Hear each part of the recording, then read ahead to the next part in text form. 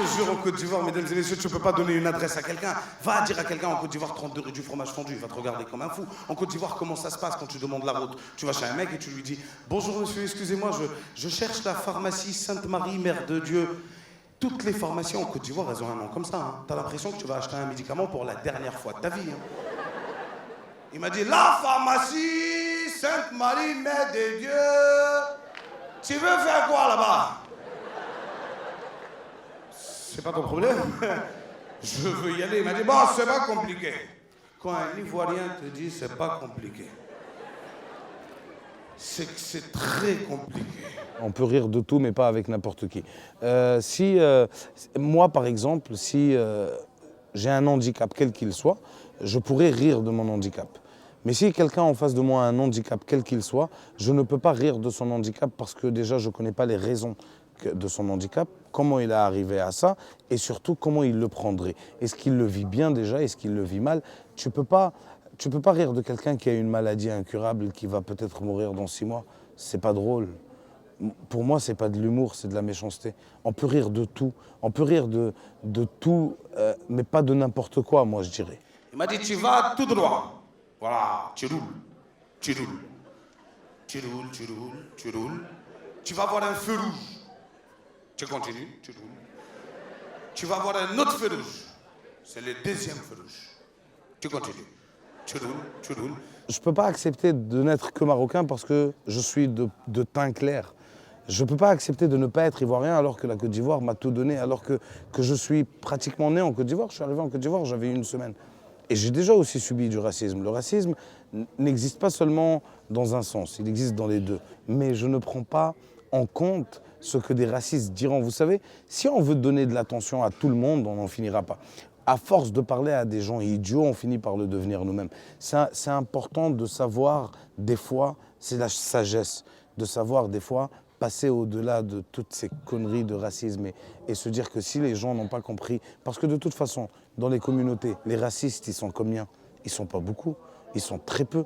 Ceux qui ont décidé d'accepter l'autre, ils sont beaucoup plus. On est en majorité. Nous qui avons accepté l'autre, on est en majorité. Alors on ne va pas s'arrêter sur une minorité qui ne fait rien pour faire avancer le monde. Vous savez, Dieu a créé le monde, à mon avis. Dieu a créé le monde et il a créé des gens intelligents.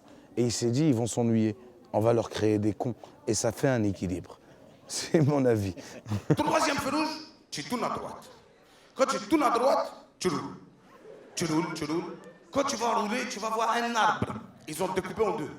Il y a le tronc. Le tronc, ils ont peint en jaune. Si tu vois l'arbre, c'est que tu es sur la bonne direction. Je n'ai pas peur de qui que ce soit. Je suis un musulman, croyant. Je n'ai peur que de Dieu. Que je parle du christianisme ou de l'islam, si je me permets d'en parler, c'est parce que j'ai la chance de connaître, on va dire, un peu ces 2 religions. Je ne peux pas venir et dire les chrétiens sont comme ça sans les connaître. Il m'est arrivé d'aller à l'église et puis d'écouter le prêtre parler et puis de me dire, au final, nos 2 religions sont exactement identiques. Il y a peut-être des différences, mais au final, ce que moi je dirais par rapport à toutes nos religions, et c'est pour ça que je me permets d'en parler, c'est parce que je pense qu'on est exactement pareil. Nos 2 religions sont comme ces 2 lumières que je vois en haut. Elles sont séparées, mais proviennent de la même source. Si tu ne vois pas l'arbre, refais demi-tour, reviens jusqu'à ici. Et tu refais ce que je t'ai dit. Ça veut dire tu roules. Premier feu, deuxième feu, troisième feu, à droite. On a fini par se rendre à l'évidence qu'on était un festival francophone. Et on peut en être fier d'être un festival francophone aujourd'hui. Le public qu'on déplace au Maroc et sur tout le continent est un public francophone. Le français est quand même la 2e langue la plus parlée au Maroc, hein, je pense. Et ces gens qui viennent voir, je me dis, au final, c'est vrai que l'Afrique est multilingue et multiculturelle, mais les gens qui payent leur place pour venir voir un spectacle doivent rire du début jusqu'à la fin. Si on voulait vraiment faire un festival Afrique du rire dans toute l'immensité de la culture africaine, je pense qu'il faudrait des sous-titrages. Alors on se limite au français et on fait passer par le français nos messages de l'amour qu'on porte pour notre continent et tout ce qu'il comporte. C'est des chorégraphies. J'ai les champions du monde, moi, au Maroc, mesdames et messieurs.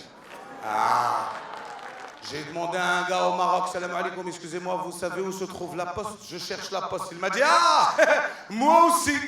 Pour moi, un bon stand-upper, c'est quelqu'un qui peut s'adapter à plusieurs pays, plusieurs cultures, plusieurs situations, qui est capable de rebondir sur des remarques du public, parce qu'il faut savoir que quand on est sur scène, le public parle très souvent avec nous. On a des gens qui parlent avec nous pour nous donner l'occasion de répondre et d'autres parce qu'ils ont envie de se faire remarquer. Et des fois, ça peut être dérangeant, désagréable. Alors, un bon stand-upper pour moi, et ça n'engage que moi, c'est quelqu'un qui peut répondre et rebondir sur ce que dit le public sans pour autant le blesser ou l'offenser. Depuis 4 ans, j'ai trouvé la poste. C'est les gens qui travaillent dans la poste que je cherche encore. Il a dit, elle est trop tôt. Vous commencez la journée trop tard ici, mesdames et messieurs, j'adore. J'ai demandé à un gars au Maroc, je lui ai dit, excusez-moi, Khoya, vous savez où se trouve la gare des taxis? Il m'a dit, oui.